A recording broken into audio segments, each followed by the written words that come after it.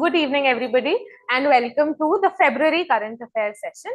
Now, every time we do a very comprehensive, very lengthy session, today I have picked up around 10 to 12 most important topics for your CLAT exam. Okay, so these are the topics into which you need a better deep dive, and the other topics you can cover in little bits and pieces. Okay, so today's topic are the majorly important topics which are the most anticipated topics for your CLAT exam. Okay, all right, now without wasting any time, let us quickly begin. And I believe that you people must have guessed this one at least to be in the list of today's 10 to 12 topics. It is the AI Impact Summit. All right, this AI Impact Summit significantly very important because it is India's first. And when we look at the trend of the exam does tend to ask questions on international relations, anything specifically important that India has done. And other than that, science and tech has always been a favorite with the exam. If you look at the AILET exam this year, so this year's AILET exam had a good chunk of 7 to 8 questions from the science and tech field. All right. So looking into the same, the first topic that we'll be covering today is the AI Impact Summit. Now, everything that you find in the slides is everything that you have to do for your exam, and nothing more, nothing less. All right. Now, this is the fourth AI Summit that took place in India. And before this, we've had 3 other AI summits. The first one took place in 2023 in Bletchley Park in the United Kingdom. The second one in 2024 in Seoul, South Korea. The third one was last year in 2025, which was held in Paris, and it was co-hosted by India and France. This year it has been held in India, and India hosted it singularly. Also, the significance of this AI Impact Summit is that India is the first global South country to be holding this particular summit. Okay, so it was held in New Delhi from the 16th to 20th of February. The date is not important. The entire summit was structured around 3 core sutras: people, planet, and progress. Do remember people, planet, and progress. And other than that, it had 7 chakras or pillars of action. You need to remember the names of them. If you look into PIB, you are going to get in-depth information into it, which is not relevant for your exam, but these headings are important. The 7 chakras or pillars are human capital, inclusion for social empowerment, safe and trusted artificial intelligence, science, resilience, innovation and efficiency, democratizing artificial intelligence resources, AI for economic development and social good. Okay, democratizing artificial intelligence is significantly important because this was India's summit's entire agenda.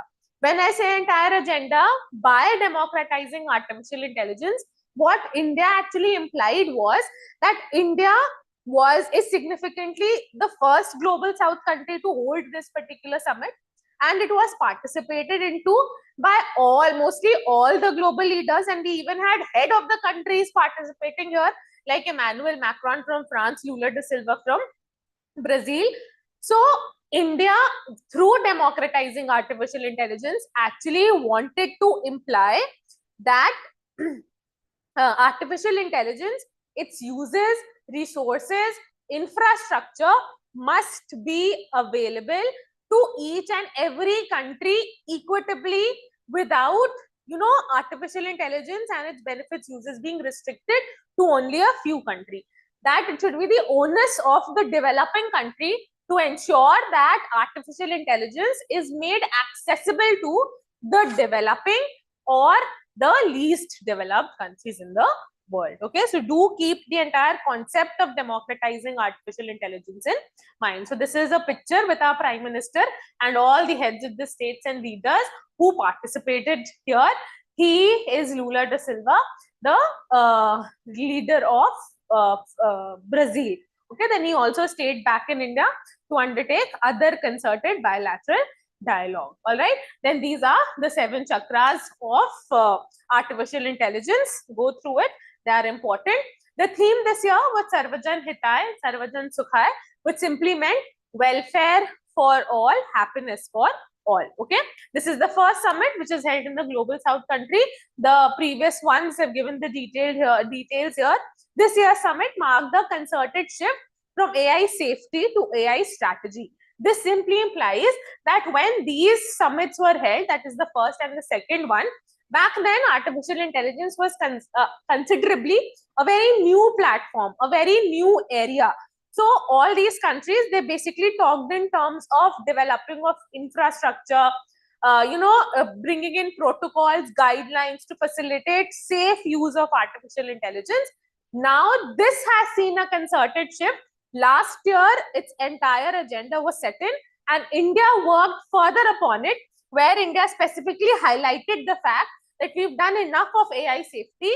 Now we must talk about artificial intelligence and effective use of its implementable strategies. Okay, that how can artificial intelligence aid human development and economic development in each and every region of the world, not only limited to the developed countries.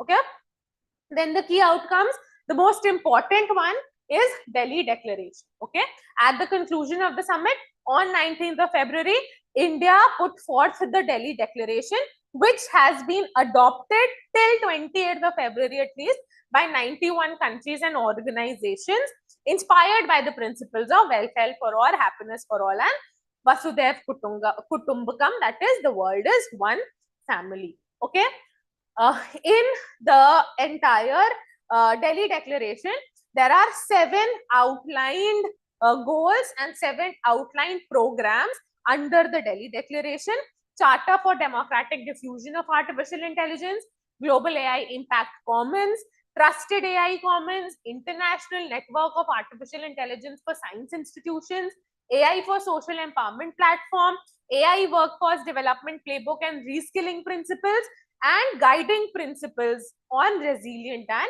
Efficient Artificial Intelligence. Only the headings are important for your exam and nothing else. Okay, so do keep an eye out for this.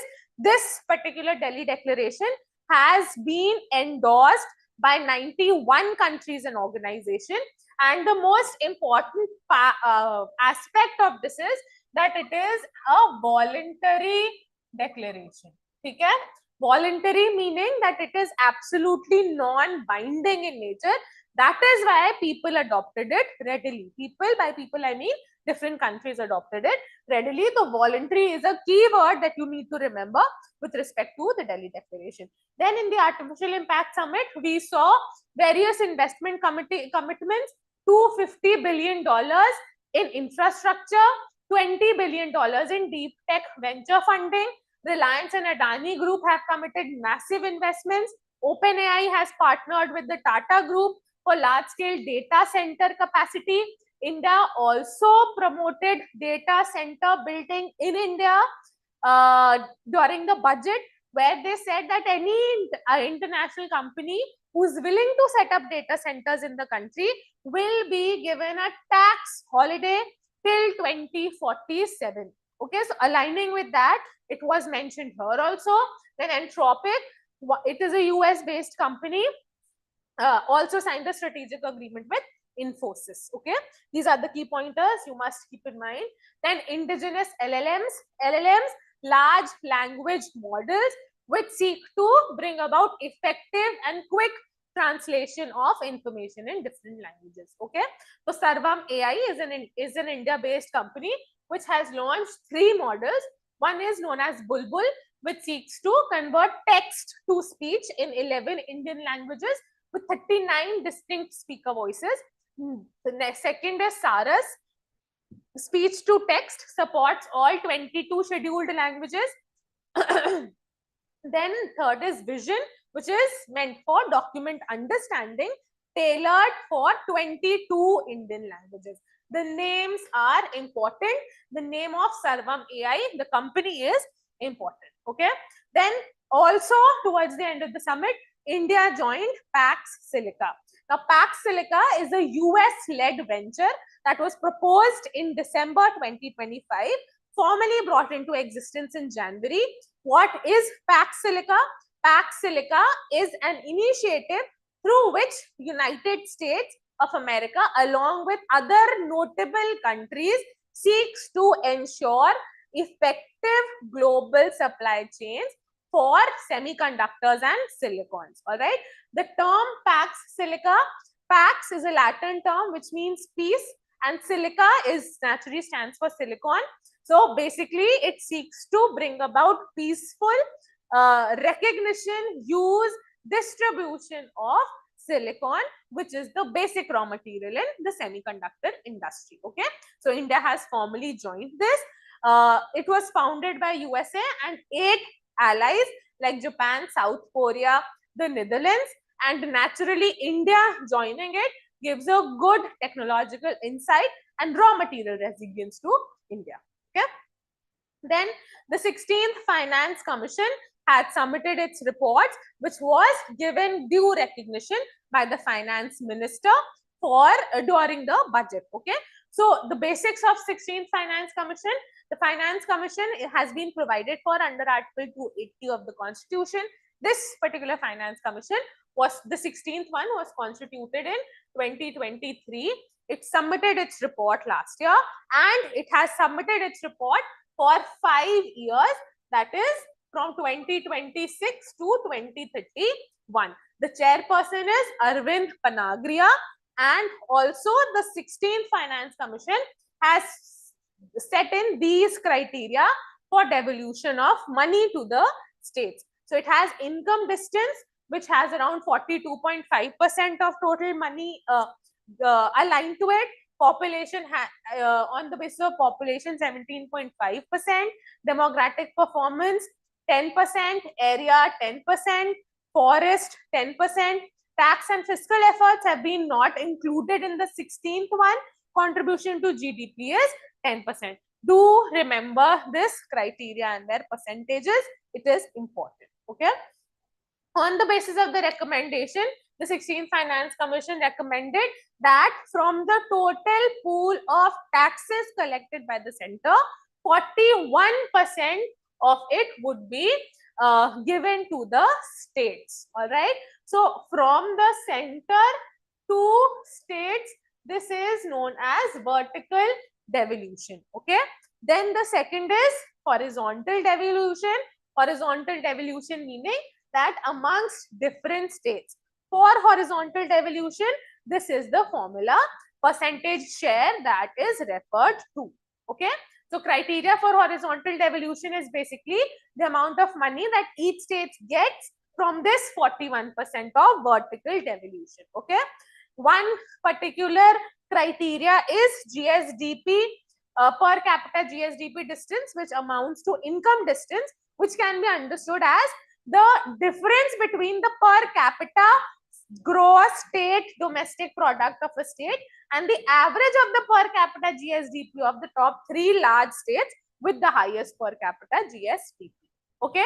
Then demographic performance implies controlling population on the basis of total fertility rate. States with lower population growth will have a higher share under this parameter. So if the states are undertaking concerted steps to ensure population control, then they will be aligned. More money. Grants and aid is basic charitable term money that is given by the center to the states. So 9.47 lakh crore will be given over the next 5 years. Grants for local bodies has been aligned at 4.4 lakh crore and 3.6 lakh crore for rural and urban local bodies. Okay. Then very, very important, the India-US trade deal came about. Also, again it is being renegotiated because the SCOTUS, or the Supreme Court of the United States of America, has scrapped the reciprocal tariffs that the presidents of USA had brought in through the Liberation Day reforms, invoking the IEEPA of United States of America. But as of now, whatever the interim India-US trade deal was, what were the basis of it? One thing that you have to remember, that a total of 18% reciprocal tariff was implemented on India. Initially, India got a reciprocal tariff of 25%, then was put a penalty tariff of 25% because India was buying Russian oil. After the negotiations of the trade deal, India's total tariffs were reduced to 18%. Okay, so India secured preferential access to US $30 trillion market. Textiles and apparel gained a tariff cut from 50 to 18%. Machinery exports also 18% tariff. Indian agricultural exports received zero additional US duty on things like spices, tea, coffee, fruits, nuts, etc. And highly sensitive sectors, dairy, meat, poultry, they remain fully protected. What does India get? 18% of reciprocal tariff and other preferential treatments and zero duties. Okay. However, the Supreme Court of the United States of America has struck this down, saying that the president does not have the power under the IEEPA. You need to remember the full form: International Emergency Economic Powers, which was invoked by Trump to bring in reciprocal tariffs under his vision of making America great again when he took his office as the 47th US president. Okay, the Supreme Court held that the executive in America cannot undertake such and such activity. It is only the Congress or the parliament or the legislature of the country that can impose tariffs. Trump, however, did not shy away, and he invoked another act of America, which was the Trade Act of 1974. And under section 122 of the Trade Act of 1974, what did he do? That he imposed a 10% global tariff, then increased it to 15%. However, the good thing about this is that if he imposes this under the Trade Act of 1974, he can only impose a maximum tariff of 15%, that too also for a maximum duration of 150 days and nothing more. So as of now, the 18% tariff that was reduced on India has now been reduced further to 15%, and now we are waiting further changes. Okay. Then there were certain motions in the parliament during the budget session. The first one was the no confidence motion in the Lok Sabha against the speaker, because it was seen that the speaker was partisan. He was not non-partisan meaning that the speaker was taking a stand with one of the parties in the Lok Sabha, where the speaker's office actually does not permit the speaker to be partisan in nature. It only allows for the speaker to be neutral, that it has to be neutral in order to maintain law and order. However, the opposition members in the Lok Sabha said that he is very partisan. He takes side of the BJP government, and therefore he must be removed. Okay. So the opposition gave a 14 days notice for moving a resolution to remove the speaker Om Birla under Article 94C of the Constitution, which requires only a simple majority to pass. Then debate on motion of thanks, which was passed without the PM's reply. The motion of thanks is actually after the president has addressed the House during the first session in the year, or during the first session of the parliament after a new government is elected. Then the prime minister, and in the motion of thanks, the president basically outlines everything that the government has done in the last 1 year and everything that the government proposes to do in the next year. This speech also is given to the president by the prime minister and his cabinet of ministers. So naturally, here also the president has to work on the aid and advice of the prime minister and his cabinet of ministers. So here the president did give this speech, but the prime minister did not reply to the questions. Not only did he not reply to the questions raised by the opposition, but he wasn't even present in the Lok Sabha to answer these questions, and the motion of thanks was passed without the prime minister's reply. This power has been vested in the president under Article 87 of the Constitution. Then the leader of opposition, it was in news that one MP, Nishikant Dubey, he had also brought in a substantive motion against the leader of opposition, calling for his removal from the parliament and also forbidding him from further participating in any election. So this office of leader of opposition of the Lok Sabha is not a constitutional office. It is a statutory office that has been brought into by the Leader of Opposition in Parliament Act of 1977. Also, the entire ire on the Leader of Opposition was drawn because Rahul Gandhi was also not permitted to quote from former Chief of Armed Staff General Narawane's unpublished 4 Stars of Destiny book, because it was not published and basically it had certain information which was critical for India's internal and external security. Okay, then coming into the details of the governor's address.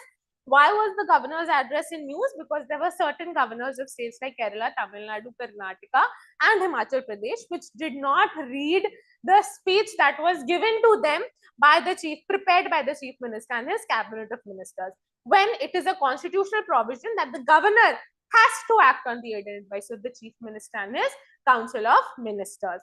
The governors in certain states skipped reading the speech. In some states, they skipped certain parts of the speech. So that is something that the governor has not been given as a constitutional right. It is a must that the governor must read the speech that is given to him, which naturally draws attention to the governor's role and responsibility. So what is the constitutional provision? Article 176 of the Constitution says that it is mandatory that the governor must address the Legislative Assembly or both houses of the legislature, if in case Legislative Council also exists in that state, at the beginning of a first session every year. And this address basically reflects the policies, programs of the state government. The governor acts indirectly as a communicator to the people. And here also, the governor must work on the aid and advice of the Council of Ministers and the Chief Minister. Okay. So, this basically comes under Article 163, where they say that a Council of Ministers led by the Chief Minister has to aid and advise the governor in all his duties and functions, other than those functions for which the governor has been given discretionary powers. All right. So these things the governor cannot do. The judicial interpretations of Article 163 in Shamsher Singh versus State of Punjab 1974 said that the governors cannot take public stances critical of cabinet policy. Any such conduct is unconstitutional in nature. Also, further, they highlighted that even the limited discretion that the governor has been given is actually not his discretion, but he works on the aid and advice of the Union Council of Minister and the Prime Minister. Then in Nabam Rebia versus Deputy Speaker case, they said that the Constitution explicitly defines areas of limited discretion that has been given to the governor, which is appointment of the Chief Minister, dissolution of the House, governor's report for state emergency, etc., giving assent or withdrawing assent to the bill. Other than that, at least in respect of presenting the speech, the governor cannot omit passages, things that have been given by the Chief Minister and his Council of Ministers. That is not a discretionary power. It is an executive function which the governor must do. Okay. So the same thing was happening in the Tamil Nadu governor case also, where it was said that the governor is not permitted to do so. Okay. Then coming to the motion of thanks. What is a motion of thanks? Motion of thanks is a formal resolution moved in both houses of the parliament to express gratitude to the president for the special address. What is the special address? What is the special address? The special address is actually the speech that is provided by the Prime Minister and his cabinet ministers or Council of Ministers to the president to read in front of or present in the joint sitting of the parliament during the first session of the parliament every year, or during the first session, or during the new session or the first session of a newly elected Lok Sabha. Okay. This we have adopted from the British parliamentary system, which is also known as the Westminster parliamentary system. Discussion on the address takes place only through motion of thanks and not directly on the address. That after the president has given the address, it is after that a motion of thanks is taken up in the House, where different opposition members or different members of the parliament, they have been given the right that they can undertake questioning on that, which is known as the general discussion, And when they undertake the questioning over it, then the Prime Minister has to answer these questions. And all this session, it comes to an end only after the President answers the question. Okay. And these are various constitutional provisions with respect to it. Article 86, 87, 87(2). Do go through it. I've explained it to you. You all can read it. Okay. Then key features of motion of thanks. It is moved and seconded by members selected by the government. It has to be discussed. Any issue can be picked up from during the motion of thanks, and certain things from the speeches address can be omitted, etc., which is known as the amendment. Then it ends when the Prime Minister replies to it. Then the motion is put to vote. If the motion is not passed by the government, then it is considered that the government has to fall. The government in power falls and a new government has to come to power. Okay. That is the significance of the motion of thanks. It can be amended also. It has been amended in the Rajya Sabha 5 times previously. However, in the Lok Sabha, no amendment to the motion of thanks has ever been undertaken. Then coming to the substantive motion. Substantive motion, just need to remember the meaning of it.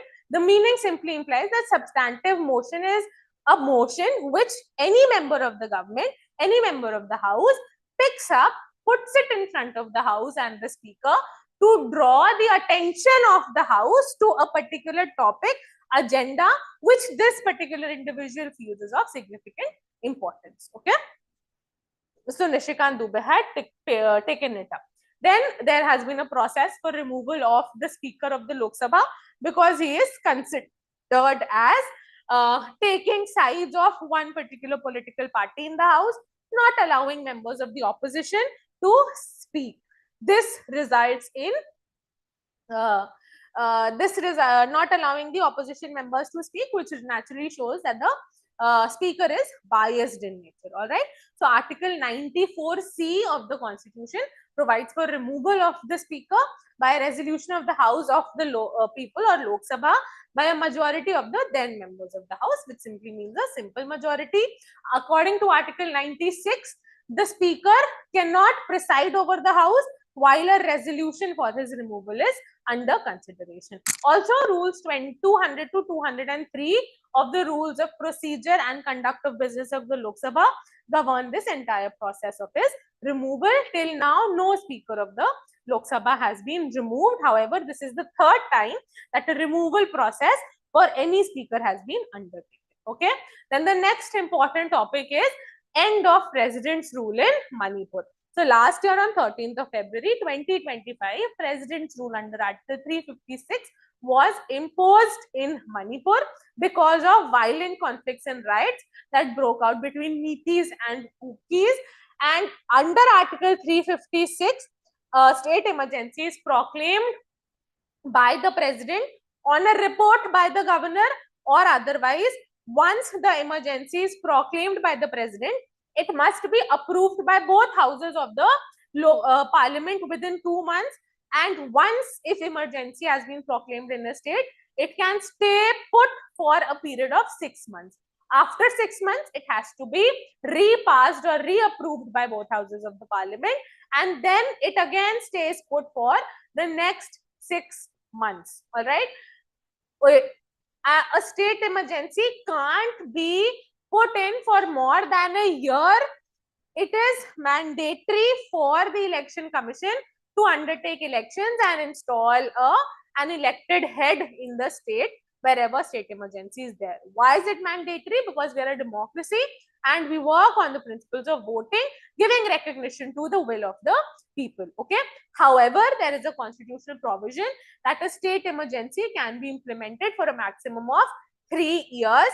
And it can be extended beyond this 1 year period only on 2 conditions. The 2 conditions being that the Election Commission of India must say that as of now, the conditions are not sufficient enough to undertake elections in the state, or there is a national emergency that is proclaimed in the country. Other than that, it is mandatory to have an elected government. So last year on 13th of February, we had the state emergency proclaimed. And 1 week before its 1 year completed, new chief minister was sworn in Manipur. So Yumnam Khemchand Singh is the new chief minister of Manipur. There are also two deputy chief ministers, Nemcha Kipgen and Losi Diko. Okay, so the emergency under Article 356 came to an end, and the previous and some sort of pacts and understandings are being negotiated against between the two communities. Okay, then coming to the next topic, we have two major wars that are going on: US Israel and Afghanistan Pakistan. So the United States of America and Israel, they've attacked Iran because they feel that Iran is undertaking nuclear development, and secondly, the people of Iran are protesting against the oppressive rule of the Islamic Republic of Iran. Okay, so they have undertaken this attack, and US and Israel, they've codenamed it as Operation Epic Fury or Operation Roaring Lion or Operation Shield of Judah. Okay, in this particular attack and preemptive strikes, the supreme leader of Iran, that is Ayatollah Khamenei, has been assassinated, and as of now, the entire governmental structure in Iran is in a turmoil. Iran has also launched counterattacks, destroying US military bases in neighboring 6 countries like Bahrain, Qatar, UAE, Saudi, and has also undertaken attacks on Israel. Israel also has undertaken attacks on Iran as well as other surrounding countries like Lebanon to root out anti-Israel groups like Hamas, Hezbollah, Houthis, etc. Last year, we had in June 2025 a 12-day war between the same countries, US, Iran, and Israel.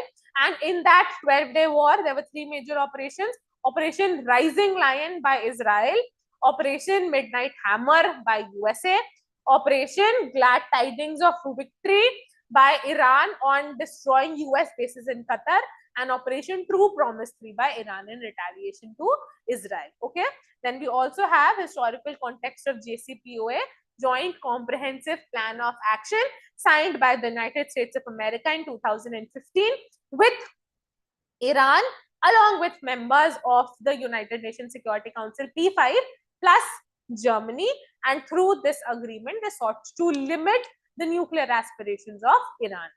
Under the Donald Trump previous tenure in 2018, USA withdrew from the treaty, and as of now, no such treaty is undertaken between Iran and USA. Okay, do keep an eye out for it. Then Afghanistan and Pakistan are fighting along the Doran line. Both the countries, Afghanistan does not give recognition to it, saying that it was undertaken in 1893 and there were no such revisions, which has resulted in 2 basic communities and regions which have fallen in on the Doran line, and they are demanding their autonomy. Also, there are significant differences between Afghanistan Taliban and Pakistan Taliban, due to which they have been undertaking counter airstrikes along the border. Pakistan has launched an Operation Ghazab-ul-Haq in retaliation to this particular attack. Okay, what is the Doran line? It was demarcated in 1893 between Emirate of Afghanistan and British India by Mortimer Doran and Emir Abdur Rahman Khan. Total length is 2640 kilometers.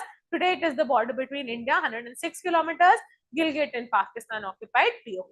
Afghanistan and between India and Pakistan and Afghanistan. Okay. Then the next significant important piece of news is Bharat Taxi that has been launched. Very, very important. It is India's first cooperative-led ride-hailing platform, established on 6th of June 2025 by 8 national level institutions.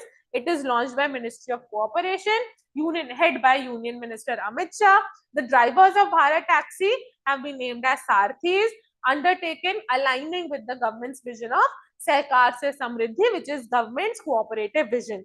Then it is registered under the Multi-State Cooperative Societies Act 2002. Okay, as of now, it is functional in the Delhi NCR region, Delhi, Gurgaon, Noida and Ahmedabad, Rajkot, etc.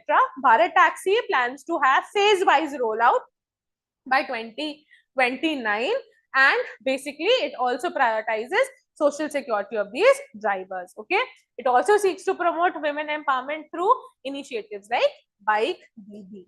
Okay, Then coming to the next one is naturally World Wetland Day or the Ramsar Day. All right, this is very, very important. Although we keep on anticipating this question, the question does not come as frequently as we anticipate it to. Okay, so 2nd of February every year we celebrate World Wetland Day to commemorate the signing of the Wetland Convention on 2nd of February 1971 in the city of Ramsar in Iran. It was first celebrated in 1997 and has been designated as United Nations International Day of Wetlands since 2022. It marks the anniversary of Ramsar Convention. What was the name of the convention? The Ramsar Convention on Wetlands of International Importance, especially as waterfowl habitat. This year, the theme is Wetlands and Traditional Knowledge, celebrating cultural heritage. The convention was signed in 1971. It entered into force 4 years later, 1975. India ratified it in 1982. Ramsar Convention shares its secretariat with the headquarters of IUCN in Gland, Switzerland. To qualify as a Ramsar site, there are a total of 9 criteria. You can qualify any one, satisfy any one, and get a tag of a Ramsar site. India has 2 Ramsar sites under Montrex record. Very important. What is a Montrex record? It is a register of wetland sites of international importance, which are also significantly threatened and endangered. So previously we had 3. The first one was CLAT AILET National Park, Rajasthan, Loktak Lake in Manipur, and then we had Chilika Lake. Now, Chilika Lake is no longer a part of the Montrex record. It has been significantly conserved and it was removed from the record in 2002. Highest Ramsar sites in India are in Tamil Nadu 20, second highest in UP in 11. Okay, this year as of now we've had 2 new ones in February only, Patna Bird Sanctuary and Charidhand Wetland in Gujarat. Total Ramsar sites in India are 98. These are other key important facts that you must remember. The largest Ramsar site in India is Sundarbans in West Bengal, smallest Renuka Lake in Himachal Pradesh.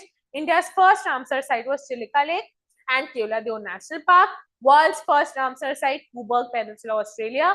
Largest Ramsar sites, Rio Negro in Brazil, Giri, Tumba, Mendombe in Democratic Republic of Congo, and Queedmont Gulf in Canada. Highest number of sites are in United Kingdom, followed by Mexico, and Brazil has the largest area under wetland conservation. Okay, all facts very important, must remember. Okay, then the START Treaty or the Strategic Arms Reduction Treaty has expired on the 5th of February 2026. This treaty forms basically a part of the Cold War, where a lot of treaties were signed between the 2 superpowers or the 2 superblocks, USSR and USA, to bring to an to limit at least the nuclear developments and other strategic arm deployments. Okay, so like the START Treaty, we also had SALT treaties, which is Strategic Arms Limitation Treaty, START Treaty, Strategic Arms Reduction Treaty, etc. Okay, so the START Treaty is a bilateral nuclear arms control agreement between the United States and Russia. It is legally binding, signed in April 2010, enforced in 2011, signed by the President Barack Obama and Russian President Dmitry Medvedev. Okay, duration, it was for 10 years with a single 5-year extension, exercised in 2021. So it was from 2011 to 21, then it was given a 5-year extension till 2026. Then in February 2023, Russia suspended participation in the new negotiations, which was set to maybe bringing in a new START treaty after 5th of February 2026. Okay, so key features, it seeks to limit the warheads to 1550, maximum 700 could be deployed, 800 total launchers. On-site inspections must be given access to both the countries, regular data exchanges, and also undertakes predictability mechanism. Then the next very important piece of news is that Vande Mataram has been revised and new guidelines have been proposed for it. Vande Mataram this year is very important because we are ongoing celebrations of 150 years of the writing of Vande Mataram. So Vande Mataram was written for the first time in 1875 by Bankim Chand Chatterjee, and then it was published for the first time in 1882. Okay, written 1875, published 1882 in the novel Anand Mat of Bankim Chand Chatterjee. Okay, then because certain stanzas after the first two stanzas, the later stanzas of the song actually has too much references to Hinduism, and India being a secular country, it was believed that such references cannot equally, be a lot of other people belonging to other religious communities, they cannot align themselves with such sentiments. So it was believed that, keeping in mind the secular nature of the country, only the first two stanzas would be sung, and it was with the first two stanzas adopted as the national song of India on 24th of January 1950. Okay, now the government has issued new notifications saying that the original version with all the 6 stanzas will be sung. It has been issued by Ministry of Home Affairs. What are the new guidelines? That all 6 stanzas will be undertaken. So the total duration now is 3 minutes 10 seconds. Mandatory occasions at the union level, played at civil investitures, played upon arrival departs of the president, before the president's address and after the address on Akashvani and Doordarshan. State level functions for the governors and lieutenant governors' departures, during cultural flag hoisting events, and during other such events. All right. However, it is not mandatory that everybody must stand at attention when this particular the national song is it is important, it is imperative that everybody must stand in an attention position when the national song is being undertaken, similar to the same respect that we offer to the national anthem as provided for under Article 51A of the Constitution, that is fundamental duties. Okay. However, it is not imperative that it must be played in movie halls as the national anthem is played. Okay. All right. Then corruption perception index is one index that you must keep in mind. Why is it important? Because this year's India's rank is 91st out of 182 countries, and the data is for last year. It is published in 2026. Okay. So basically, it gives us a score and understanding into how corrupt basic any government's public services are, the government offices are. It is published annually by Transparency International, and it has been published since 1995. It ranks a country by the perceived levels of public sector corruption, ranges from a scale of 0 to 100. 0 is highly corrupt, 100 is very clean. It measures how corrupt each country's public sector is perceived to be. Excuse me. Then it gathers information from various data sources selected from 13 distinct corruption surveys and assessments, also collected from organizations like World Bank and World Economic Forum. Rank number 1 this year, Denmark for the 8th consecutive time, followed by Finland and Singapore. Last 2, South Sudan, Somalia and Venezuela. India has improved this year to 91. Okay. Then coming to the sports section, the Winter Olympics, they've just recently concluded. These are the basic information that you have to keep in mind. It was the 25th edition held in Italy, and it is also referred to as Milano Cortina 2026. It will be the 4th time that Italy is hosting any Olympic game. So Winter Olympics in Cortina in 1956, then in Turin 2006, then Summer Games in 1960, and now in 2026. Venues, Milan and Cortina. Motto this was, it's your vibe. It referring to Italy as the host country. Okay, then this cutie here, this is the mascot. Its name is Tina. It is a white SLAT. Okay, branding also includes the flow, 6 characters inspired by the snowdrop plant. Okay, sports will have 116 events across 16 winter sports. All right, 16 winter sports. A new event has been added, which is ski mountaineering. All right, which involves climbing up mountains, etc. Okay, then Russia and Belarusian athletes, they have certain provisions after the Russia-Ukraine war that they can participate as individual neutral athletes since the 2024 Paris Summer Games because of the 2022 Russia-Ukraine war. India's presence, we had Abhinav Bindra, which is India's first individual Olympic gold medalist. He was India's torchbearer, and Arif Khan is believed to be India's sole athletes. Okay, then coming to the medal tally, Norway came to the first with 18 gold medals, 41 total, followed by US and Netherlands. Okay, other new medal events were women's large hill ski, jumping, dual moguls in freestyle skiing, and a mixed team relay in skeleton. About Winter Olympics, it is held every 4 years, participated on snow and ice.